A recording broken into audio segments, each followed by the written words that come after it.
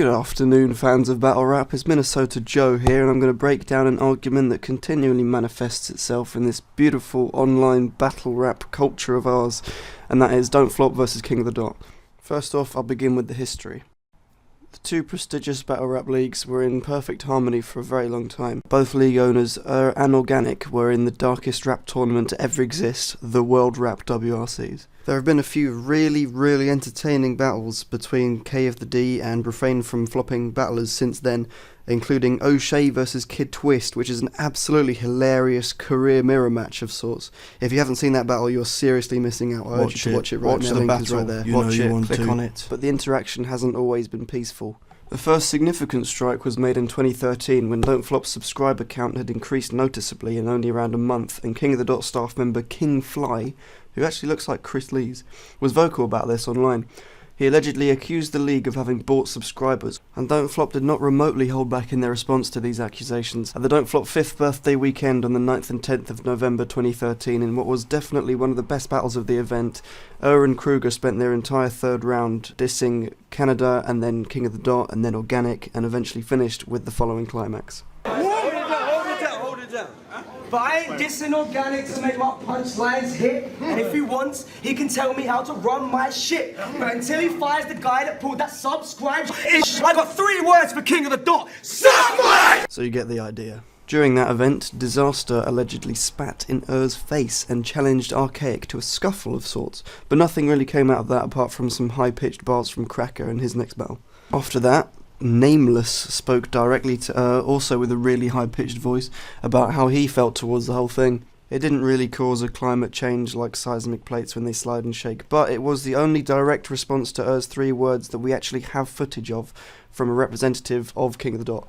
Until Blackout 4, which was unfortunately quite underwhelming apart from a handful of battles. One of the good ones was Soul vs Sketch Menace. Sketch also felt the need to speak out about 3 words, and this is what he said. But I ain't gonna diss to make a punch go off. And if he wants, he can tell us how to run our shop. But we doing cross-country tours, and that bus won't stop with the sign on the side that reads, "Don't flop!" A little while later, at King of the Dot's Battle of LA 5, before Math punched Diz in the fist with his face, Shuffle T and Marlowe were battling against Coarse Bag Dan, or indeed Dirt Stick.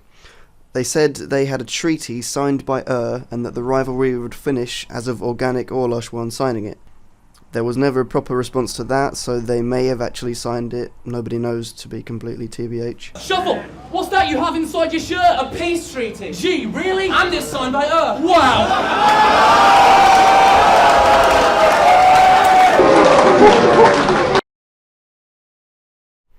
Wind forward a few months. The announcement of at Blackout 5 was a major talking point online for battle fans from both sides of the Atlantic. Was really excited about it, and you can tell by the look on his face here. Despite how high profile this battle was, it looks like he was trying to completely blend into his surroundings for some reason. He started his first off with a flip and another definitively esque punchline. That's gunning! He was due to make his return to King of the KOTD at Globe Sovereignty 5 the same year, but nobody has given details on why that battle didn't happen, and it's not really anyone's place to, intrude. And the situation got messy online with loads of the staff members and fans blurting their opinions out all over the place. Still at KOT.'s Planet Influence 5 event, Disaster felt the need to express himself in what is apparently a 3-round impression of Phantom Menace did get his bars out, but it was a bit weird. Catastrophe still sometimes has a go on Instagram every now and then for some reason. At Durled Womanation 6, there were 2 battles that were allegedly set up because of tension of battlers Unanimous and some no-name guy leaving Don't Floop, but this wasn't very highly speculated. The very highly requested matchups of Ill vs Soul Maculate and Pat D vs Tony Stay will be going down at D-Flop's Weekend of Birthdays 8. If you donate right now, link in the description. And so, I guess that brings us to now, a time in which King Fly still looks like Chris Lees. The only real conflict that goes on nowadays is just Facebook posts and tweets about this league is doing this, which is what we did, and that sort of thing. It's not really kicking off as much as it used to, which in many ways is a good thing.